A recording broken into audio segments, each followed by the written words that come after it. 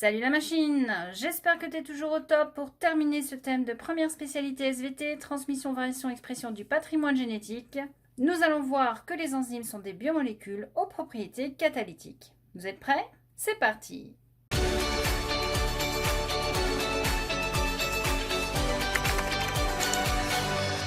Les premières enzymes dont vous avez entendu parler, ce sont les enzymes digestives. Vous les avez étudiées au collège. Elles sont produites au niveau de l'estomac. Elles sont produites également dans l'intestin grêle. Donc ici, vous avez un zoom. À l'intérieur de l'intestin grêle, vous avez donc certaines enzymes et des enzymes qui sont libérées par le pancréas dans l'intestin. Plus récemment, vous avez découvert les enzymes responsables de la réplication, mais également de la transcription de l'ADN. Et donc à chaque fois, vous aurez compris que les enzymes sont des molécules qui catalysent des réactions métaboliques, c'est-à-dire liées au fonctionnement de l'organisme. Les enzymes sont donc des catalyseurs. Mais qu'est-ce qu'un catalyseur, en tout cas en chimie? Un catalyseur, c'est une espèce chimique, puisqu'ici on est en définition de chimie, qui augmente la vitesse d'une transformation sans figurer dans l'équation de la réaction et sans modifier la composition du système à l'état final. Par exemple, vous êtes le catalyseur de la transformation des ingrédients de votre placard en gâteau au chocolat. Ça va? Pigé? Bon, vous voulez une définition plus sérieuse? On y va. Donc un catalyseur, il accélère une réaction. Il agit sur des molécules différentes, même s'il a la même action sur chacune d'elles. Il peut agir à 100 degrés, il peut agir à faible dose, et surtout, il est retrouvé intact à la fin de la réaction. Nous allons donc faire des expériences sur des enzymes pour vérifier qu'elles possèdent chacune de ces propriétés et valider le fait que ce sont des molécules qui catalysent des réactions. Donc premier test, accélérer une réaction. Pour vérifier qu'une enzyme accélère une réaction, comparons la digestion du pain avec ou sans sucre digestif qui contient une enzyme appelée l'alpha-amylase. Dans le premier tube, j'ai disposé un morceau de pain avec de l'eau, ce sera mon témoin. Dans le deuxième tube, du pain de l'alpha-amylase. Dans le troisième tube, du pain émietté de l'alpha-amylase. Utilisons des bandelettes urinaires qui détectent le glucose et réalisons une détection avant la mise au bain-marie. Cherchons la présence de glucose dans le tube numéro 1. Résultat, négatif. Testons le tube numéro 2, toujours négatif. Testons le tube numéro 3, toujours négatif. Nous voici donc après 2 heures de bain-marie. Dans le tube numéro 1 sans enzyme, le résultat est négatif, toujours pas de glucose. Dans le tube numéro 2, pain entier avec sucre digestif, nous voyons l'apparition d'un peu de glucose. Et dans le pain en morceaux avec du sucre digestif, nous voyons qu'il y a beaucoup de glucose qui a été libérée. Nous avons donc la preuve ici que l'enzyme a accéléré une réaction, car sans elle, il n'y a pas eu libération de glucose. Et bien voilà, c'est validé. Est-ce qu'une enzyme agit sur des molécules différentes, même si elle a la même action? Pour voir si une enzyme agit sur différentes molécules, nous pouvons faire une expérience dans notre cuisine. Pour cela, nous allons récupérer l'enzyme de la levure de boulangerie, rien de plus simple. Faites tremper un sachet de levure dans 200 ml d'eau tiède pendant une demi-heure, 3/4 d'heure. Filtrez grâce à un entonnoir et un filtre à café. Vous obtenez un filtre de levure, c'est-à-dire une solution d'enzyme appelée saccharase. Nous allons tester donc l'efficacité de cette saccharase sur 2 sucres. L'amidon, qui est un sucre complexe, et le saccharose, qui est constitué d'une molécule de fructose et d'une molécule de glucose. Pour préparer l'emploi d'amidon, rien de plus simple, vous mettez 10 g d'amidon dans de l'eau froide, vous faites chauffer jusqu'à ébullition, vous retirez du feu, vous laissez refroidir. Pour la solution de saccharose, 10 g de saccharose, c'est-à-dire du sucre de cuisine, dans 1 litre d'eau. Il va vous falloir également 2 verres qui ont un peu une forme de tube à essai, des pipettes que vous pouvez récupérer dans les boîtes de médicaments pour enfants, un marqueur et des bandelettes test que vous pouvez trouver en pharmacie. Ce qui nous intéresse sur la bandelette test, c'est la détection du glucose. Donc, nous allons prélever un certain volume de chacune de ces 2 solutions. Nous allons les disposer dans les verres et nous allons ajouter un volume équivalent de filtrat de levure. Avant de lancer l'expérience, nous devons vérifier que ces 2 solutions ne contiennent pas de glucose. Voilà pourquoi vous avez ici des bandelettes test qui sont, vous le voyez, bleu turquoise. Et le bleu turquoise indique qu'il n'y a pas de glucose dans la solution. Donc pas de glucose au démarrage de l'expérience dans les 2 solutions à tester. Premier sucre à tester, le saccharose. Je prélève un certain volume. Je le mets dans un verre. Et je n'oublie pas, bien sûr, d'identifier mon verre. Même travail avec l'amidon, je prélève la même quantité. et j'identifie mon verre. Je prélève maintenant le volume identique en saccharase et j'en mets dans chaque montage.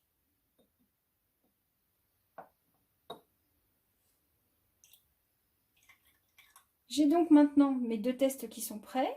Il me faudra également faire des témoins. En l'occurrence, voir ce qui se passe dans de l'amidon sans enzyme et dans du saccharose sans enzyme.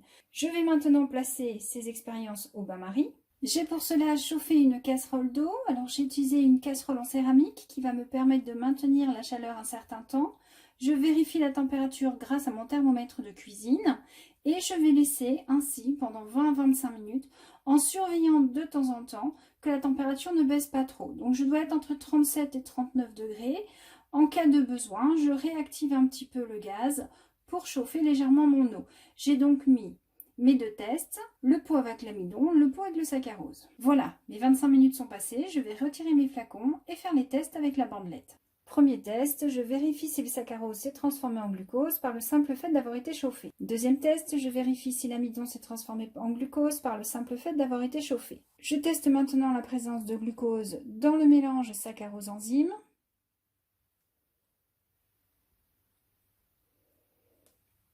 Et vous voyez que le test est nettement positif. Je cherche la présence de glucose dans le mélange amidon-enzyme.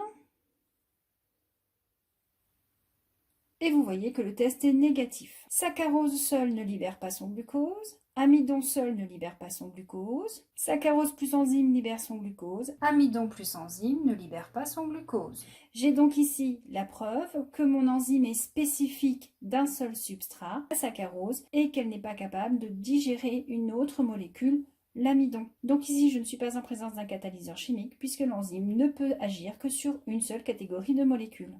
Donc vous l'avez compris, non, cette caractéristique n'est pas respectée. Alors vous allez me dire, bah oui, mais moi j'ai déjà fait une séance de travaux pratiques, on a travaillé sur l'amidon et le glycogène et ça fonctionnait avec une enzyme qui s'appelait l'alpha-amylase. Oui, je suis d'accord. L'alpha-amylase, elle coupe les liaisons qu'on appelle alpha-1,4. Donc ici, il n'y en a pas sur le saccharose. Donc elle n'a pas digéré le saccharose, elle a digéré l'amidon. Or l'amidon, c'est une molécule complexe constituée de deux chaînes polyglucidiques, de l'amylose et de l'amylopectine. Sur l'amylopectine, nous avons des liaisons alpha 1,4 et des liaisons alpha 1,6. Donc l'alpha-amylase, elle coupe les alpha 1,4. Donc elle va couper l'amylopectine et l'amylose qui constituent l'amidon. Et il se trouve que dans le glycogène, il y a également des liaisons alpha 1,4. Donc le glycogène peut être digéré par l'alpha-amylase. Alors vous allez me dire, deux molécules différentes. Oui et non. Ce sont des chaînes polyglucidiques. Donc l'alpha-amylase, son travail, c'est de catalyser l'hydrolyse des glucides à longue chaîne. Toute substance dont l'hydrolyse sera catalysée par une enzyme est appelée substrat. Donc le substrat de l'alpha-amylase, ce sont les glucides à longue chaîne, amidon et glycogène en font partie. Le saccharose, non. Voilà pourquoi je dis qu'elle n'agit pas sur des molécules différentes, même si elle a la même action. Vous êtes cuisinier dans votre cuisine, vous êtes capable d'agir sur des ingrédients différents et de faire plusieurs recettes. Eh bien, l'enzyme n'est pas capable de ça. Est-ce qu'elle peut agir à faible dose? Recommençons l'expérience, mais en mettant cette fois 2 fois moins de filtrat.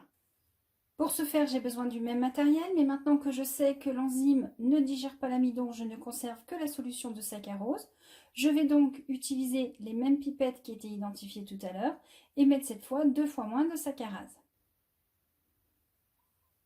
Donc attention, cette fois je m'arrête à la moitié du volume que j'ai prélevé tout à l'heure. Voilà. Je vais maintenant remettre ce mélange au bain-marie et attendre 20 minutes. Mes 20 minutes sont passées, donc je vous rappelle que tout à l'heure, pour avoir mis un volume de filtrat égal à celui de saccharose, j'avais un résultat nettement positif avec libération de glucose. Là, j'ai mis 2 fois moins d'enzymes. Je trempe ma languette. Et vous voyez que mon résultat est positif. J'ai quand même du glucose qui est apparu. Un peu moins, certes, mais j'en ai. Je peux refaire l'expérience en mettant cette fois 4 fois moins d'enzymes. Et vous voyez que mon résultat est positif, alors avec bien sûr moins de glucose qui a été libéré. Donc je peux dire ici que l'enzyme est efficace même à faible concentration. Donc agir à faible dose, elle peut le faire. Est-ce qu'elle peut agir à 100 degrés? Voilà, mon enzyme a été chauffée, vous voyez, on a de la vapeur qui se dégage. Donc je vais attendre qu'elle refroidisse Et quand elle sera refroidie, je l'utiliserai, je recommencerai l'expérience. Voilà, mon enzyme est refroidi. Je vais donc prendre un volume identique à celui de départ de saccharose. Je reprends un volume identique de saccharase qui a été porté à 100 degrés et je mets mon test au bain-marie 20 minutes. Les 25 minutes sont passées. Je fais un test avec la languette qui détecte le glucose et vous voyez la couleur tout de suite. C'est négatif. Donc ici, le fait d'avoir chauffé l'enzyme empêche la réaction de transformation du saccharose en glucose et en fructose. Il nous reste maintenant à vérifier qu'elle est retrouvée intacte à la fin de la réaction. Relançons une expérience de catalyse avec de l'alpha-amylase. Je la teste ici sur du saccharose S et de l'amidon A. Les tubes A, S et ami ne contiennent respectivement que de l'amidon, du saccharose et de l'alpha-amylase. Ce sont mes témoins. Réalisons les tests de rigueur au démarrage, donc test à l'eau iodée pour vérifier la présence d'amidon, et les bandelettes urinaires qui attestent l'absence de glucose dans chacun des tubes. Réalisons une première catalyse de 20 minutes et observons les résultats. On constate qu'aucune molécule de glucose n'est apparue dans les 3 témoins. Dans les tubes test, on constate que le saccharose n'est pas hydrolysé en glucose par l'alpha-amylase, mais par contre que l'amidon oui. De plus, il n'y a plus d'amidon dans le tube test A plus alpha-amylase, pour preuve une absence de coloration à l'eau iodée. Si je rajoute une dose d'emploi d'amidon dans ce tube et que je le replace 20 minutes au bain-marie, je constate de nouveau la disparition de cet amidon et l'apparition de glucose. J'ai ainsi la preuve que l'enzyme est restée intacte et a pu de nouveau hydrolyser l'amidon.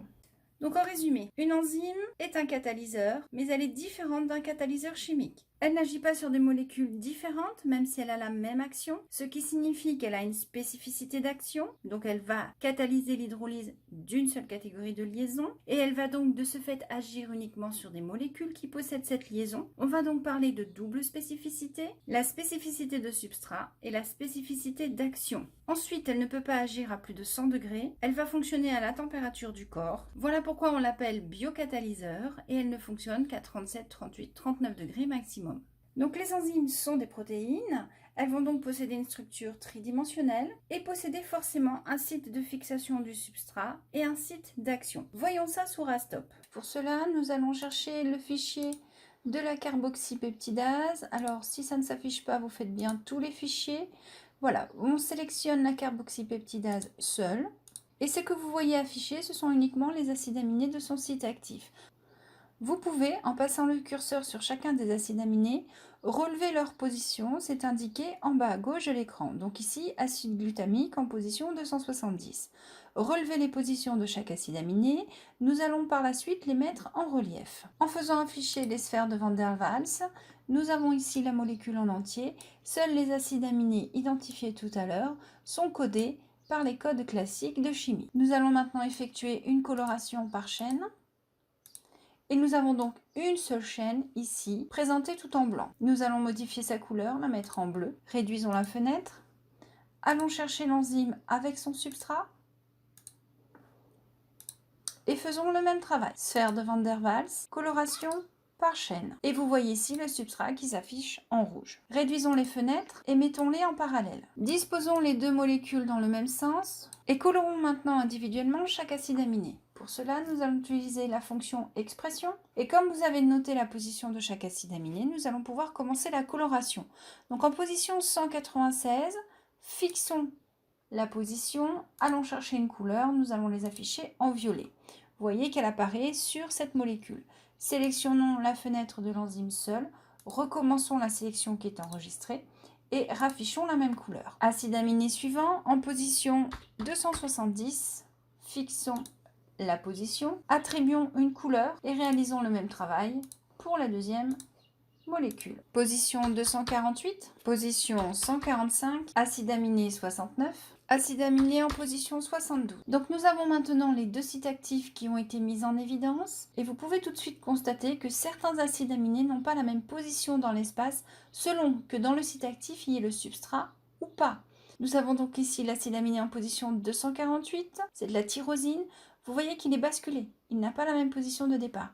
C'est tout à fait normal car plusieurs acides aminés peuvent changer de position tridimensionnelle parce qu'ils établissent des liaisons avec leur substrat. Ça va être le cas également pour l'acide glutamique en position 270 en bleu turquoise ici. Donc dans un site actif, il y a une partie du site qui est chargée de la reconnaissance, qui va établir des liaisons avec le substrat, et il y a une partie du site qui sera responsable de la catalyse.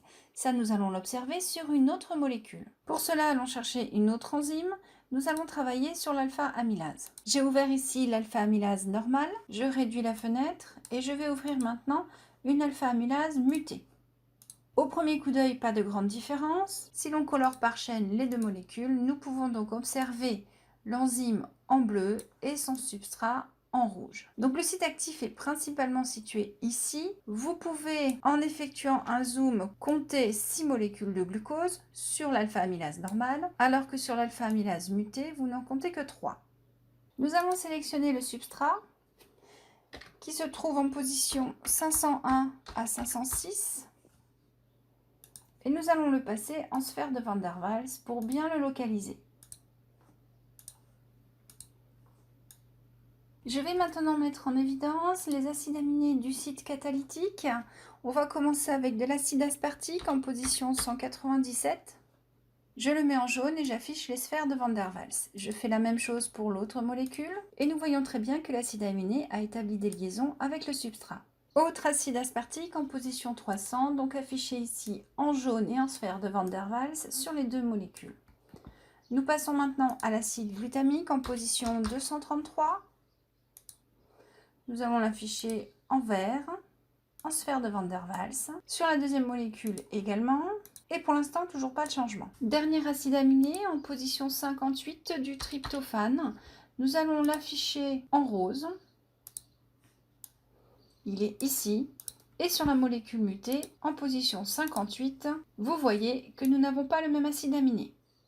Si nous avions donc du tryptophane sur la molécule normale, nous avons ici une alanine sur la molécule mutée. Et vous voyez ici que l'alanine n'est pas en contact avec le substrat, contrairement au tryptophane. Or, sur l'enzyme mutée, la catalyse ne s'effectue pas. C'est donc le tryptophane qui est responsable de la catalyse du substrat.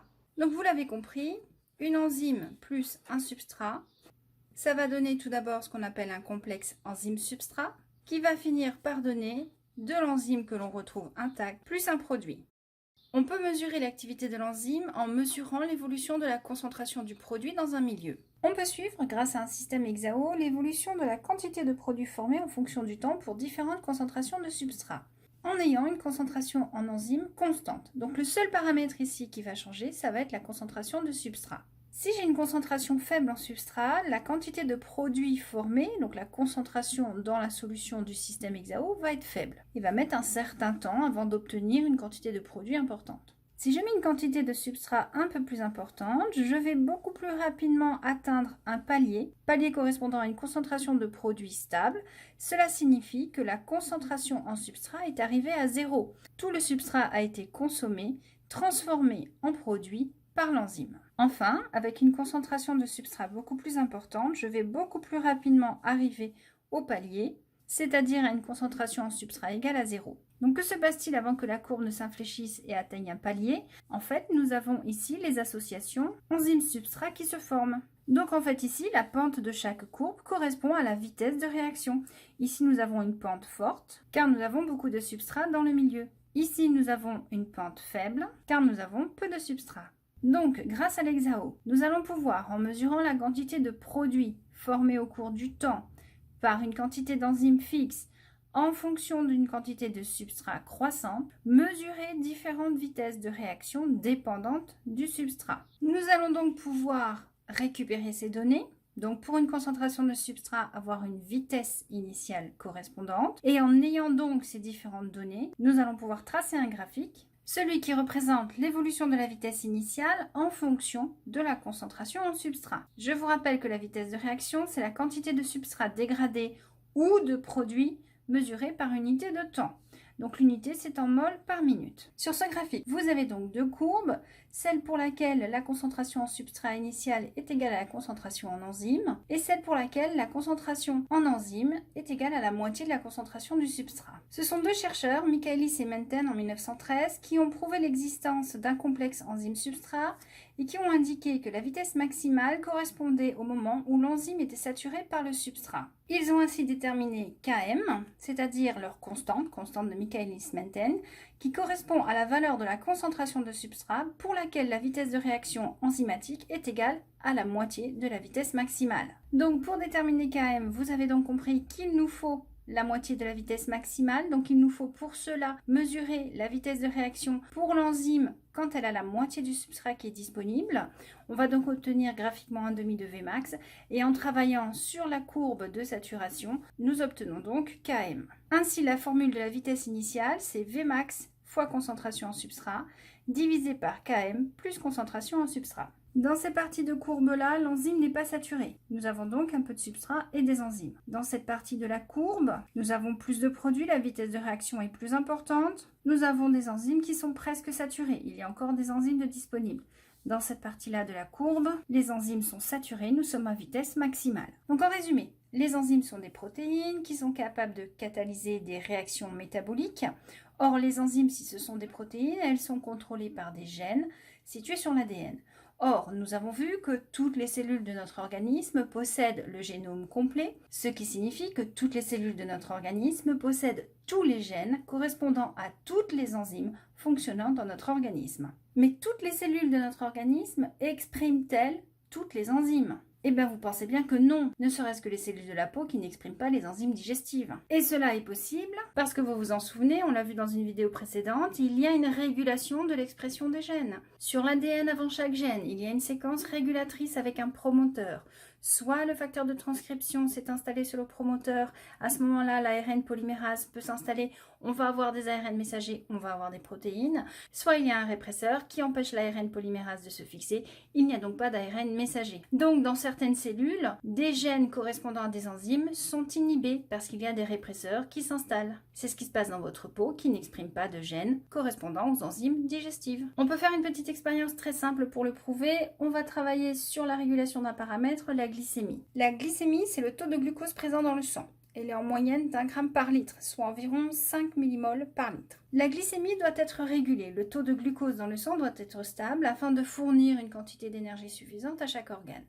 Deux organes vont principalement être actifs dans cette boucle de régulation. Nous allons avoir le foie et le muscle. Chacun de ces deux organes va stocker du glucose sous forme d'un sucre complexe, le glycogène. C'est ce qu'on appelle la glycogénogénèse. Donc glycogénogénèse, glycogène, génèse, fabriquer du glycogène à partir du glucose. Mais voilà, si le glycogène est un sucre de stockage, ce n'est pas un sucre utilisable directement pour produire de l'énergie. Donc en cas de besoin, il va y avoir glycogénolyse, donc glycogène, lyse coupée, on va couper le glycogène en molécules de glucose. Seulement voilà, de ces deux organes qui pratiquent la glycogénogénèse et la glycogénolyse, seul le foie est capable de libérer du glucose dans le sang et du glucose utilisable par les autres organes. Le glucose qui est libéré dans le foie, c'est du G6P, du glucose 6-phosphate. Il faut donc le transformer en glucose simple, c'est 6H12O6, il ne faut plus de phosphate. Et donc pour cela, il faut une enzyme. Cette enzyme n'existe pas dans le muscle, elle n'est pas produite dans le muscle, ce qui fait que le muscle n'est pas libérateur de glucose dans le sang. Donc finalement, la régulation de la glycémie se fait par le foie, qui va veiller à maintenir un taux de glucose suffisant dans le sang. Une expérience classique existe pour prouver que le foie libère le glucose et pas le muscle, c'est l'expérience du foie lavé. Après avoir sectionné des morceaux de muscle ou de foie, les avoir disposés dans une passoire et avoir mis cette passoire sous un filet d'eau pendant plusieurs minutes, j'ai disposé les morceaux dans un bécher et rempli avec de l'eau distillée. J'ai immédiatement fait une bandelette test glucose et nous pouvons constater que les bandelettes sont négatives dans les deux béchers. J'ai laissé donc le tout reposer pendant 30 minutes et vous voyez que cette fois, pour le foie, nous avons du glucose qui est apparu dans l'eau, alors que pour le muscle, non. Voilà, vous avez vu le résultat de l'expérience. Cela confirme bien que chaque catégorie de cellules possède un équipement enzymatique spécifique à sa fonction. Donc en résumé, une enzyme c'est un biocatalyseur qui accélère une réaction, il y a une spécificité d'action, qui agit toujours sur le même substrat et il y a une spécificité de substrat, qui agit à des conditions de température et de pH compatibles avec la vie. À basse température, l'enzyme est inactivée, mais cette inactivation est réversible si la température réaugmente. À haute température, supérieure à 50 degrés, nous avons une dénaturation de la structure en 3 dimensions de la protéine. Ça, par contre, c'est irréversible. On ne peut pas récupérer l'enzyme. L'enzyme peut agir à faible dose. Elle est retrouvée intacte après la réaction. C'est une protéine qui possède donc une structure tridimensionnelle avec un site actif. Il va y avoir une complémentarité avec le substrat au niveau des acides aminés et il va y avoir un ajustement de la conformation par des liaisons.